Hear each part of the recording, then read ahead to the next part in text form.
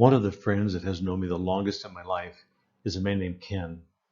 Years ago, Ken and I were talking about different things from our pasts, and he told me something about his family life and an incident that happened between his mother and his father. His father had a condition that I would call PAD, P-A-D, paralyzed appreciation disorder. What I mean by that is that he didn't have the ability to show appreciation or thanks for anything that anyone did for him, including his wife. And of course, this made his wife feel very frustrated and very sad, and eventually made her even, we think, mentally ill, because she kept trying to find ways to do things that would make her husband see her value in his life. And she'd do even the simplest things sometimes, and sometimes even the lowest kinds of jobs, just to see if he could show appreciation for her. And he never did. Late in his life, this dad of Ken's became ill, and he was in a lot of pain. Ken went to see him one day at the hospital, and his mother was there with the father already. She intended to give her husband a back rub, but she was going to do it in a very clumsy way, and Ken knew this, so Ken was going to stop her. But some little voice in Ken's head said, "Ken, don't stop her. Let her keep going."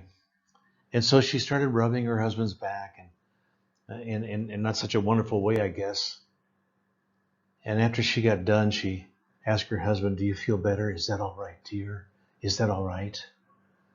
And her husband, for the first time that Ken ever heard in his life, he heard his father thank his wife for something that she had done. He said, "Yes, dear, that's fine. Thank you." Now, an amazing thing happened, because from that moment on, Ken's mom's mind began to heal. It's as though she was let out of some kind of prison, that she realized that she really did have some worth to this man that she had married. Sadly, her husband, Ken's father, died the next day. How wonderful it would have been if he had started appreciating his wife much earlier. A number of years ago, I was doing a seminar at a church in the United States, and I asked a couple there who were good at drama if they would act out something just on the fly, just spontaneous during the seminar. And they said they would. Well, they had this big argument, and I didn't know what to do with it. So I invited them up to the front, and I had the husband stand on one side and the wife on the other side. And they stood there glaring at each other, acting out, the angry couple with an argument in between them that nothing is solved. And I didn't know what to do, but I got this idea. So I took my whiteboard marker, and I used my whiteboard marker like a gun.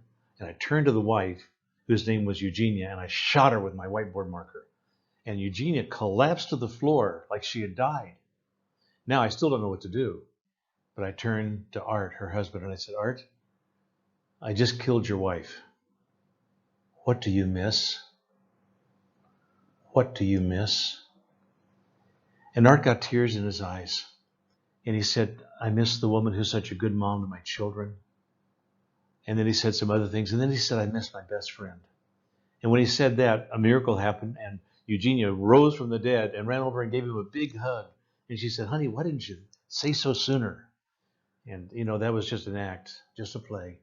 But I think there are people who feel that way. During that meeting, there was a man sitting there listening to this, and he asked me if he could speak to the group.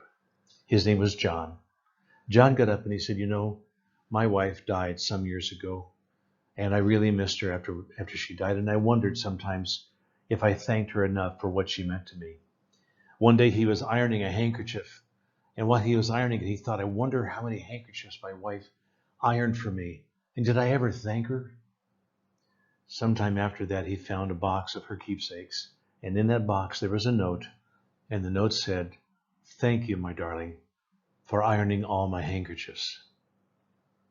And then he looked at all of us, and with the experience of loss and grief, he looked at us and said, "Appreciate your spouse while you have them. The day will come when you cannot say those words to them."